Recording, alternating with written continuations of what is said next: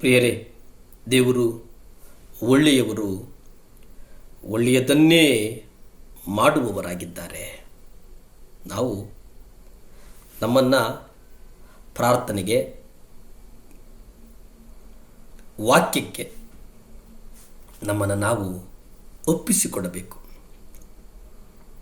ನಾವು ನಮ್ಮನ್ನು ನಾವು ಪ್ರಾರ್ಥನೆ ಮತ್ತು ವಾಕ್ಯಕ್ಕೆ ಒಪ್ಪಿಸಿಕೊಟ್ಟಾಗ ನಾವು ದೇವರ ರಾಜ್ಯದ ವಿಷಯವಾಗಿ, ನಮ್ಮ ಕರ್ತನಾದ ಯೇಸು ಕುರಿತಾಗಿ ಯಾವುದೇ ತಡೆಗಳಿಲ್ಲದೆ ಬೋಧಿಸುವುದಕ್ಕೆ ಸಾಧ್ಯ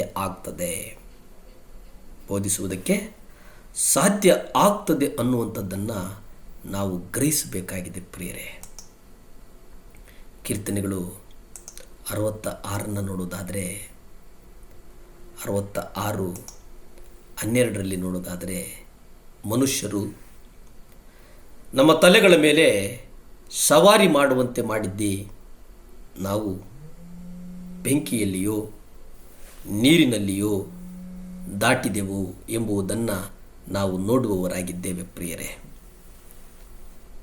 ದೇವರು ನಮ್ಮನ್ನು ಬೆಳ್ಳಿಯಂತೆ ಶುದ್ಧೀಕರಿಸುವವರಾಗಿದ್ದಾರೆ.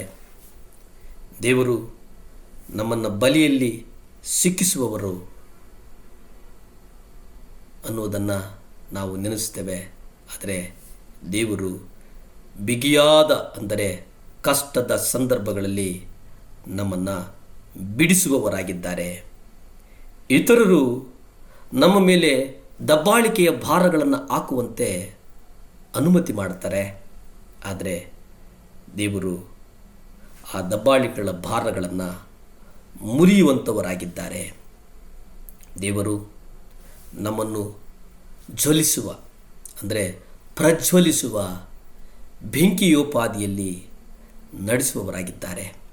ದೇವರು ನಮ್ಮನ್ನು ಮಂಜಿನಂತಹ ನೀರಿಗೆ ಹಾಕುವವರು. ಅಲ್ಲಿ ಅವರ ಸಾನ್ನಿಧ್ಯ ಭಾಳ ಚಂದ ಕೆಲಸ ಮಾಡುತ್ತದೆ. ದೇವರು ಅನೇಕ ಸಂದರ್ಭಗಳಲ್ಲಿ ನಮ್ಮ ಪ್ರಾರ್ಥನೆಗಳಿಗೆ ತಡವಾಗಿಯಾದರೂ ಉತ್ತರಿಸುವವರಾಗಿದ್ದಾರೆ. ತಡ ಆದರೂ ನಮ್ಮ ಪ್ರಾರ್ಥನೆಗಳಿಗೆ ಉತ್ತರಗಳು ಬರುವುದು ನಿಶ್ಚಯ. ನಮ್ಮ ಪ್ರಾರ್ಥನೆಗಳಿಗೆ ಉತ್ತರಗಳು ಬರುವುದು ನಿಶ್ಚಯ.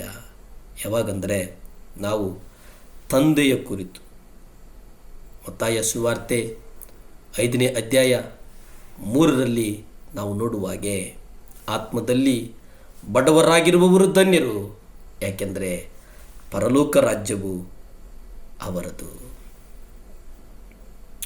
ಮಾನವನ ಕೊರತೆ, ಬಲಹೀನತೆ ಇವೆಲ್ಲವೂ ನಾವು ಅರಿತುಕೊಂಡಿದ್ದೇವೆ.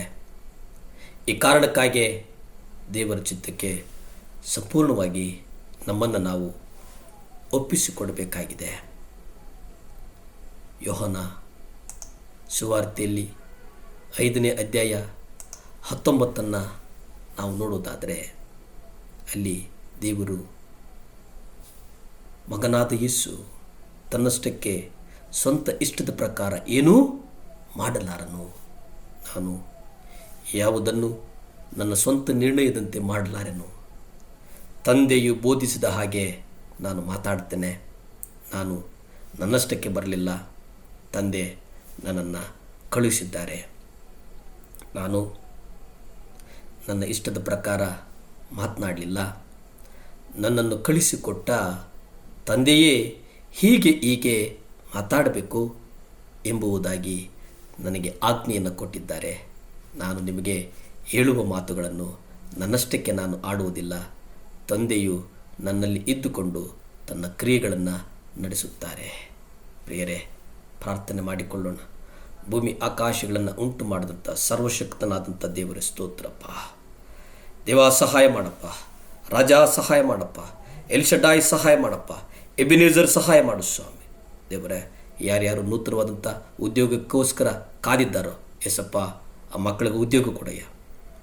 ಸ್ವಂತ ಕಾಲಿನ ಮೇಲೆ ನಿಂತುಕೊಳ್ಳುವಂಥ ಒಂದು ಬಲವನ್ನು ಕೊಡು ಸ್ವಾಮಿ. ಆ ಉದ್ಯೋಗದ ಮೂಲಕ ಕುಟುಂಬಗಳನ್ನು ಪೋಷಣೆ ಮಾಡುವಂಥ ಒಂದು ಶಕ್ತಿಯನ್ನು ಕೊಡು, ಬಲವನ್ನು ಕೊಡಪ್ಪ. ಸಹಾಯ ಮಾಡಪ್ಪ ಏಸಪ್ಪ, ಸಹಾಯ ಮಾಡು ದೇವಾ. ದಯ ತೋರಿಸು.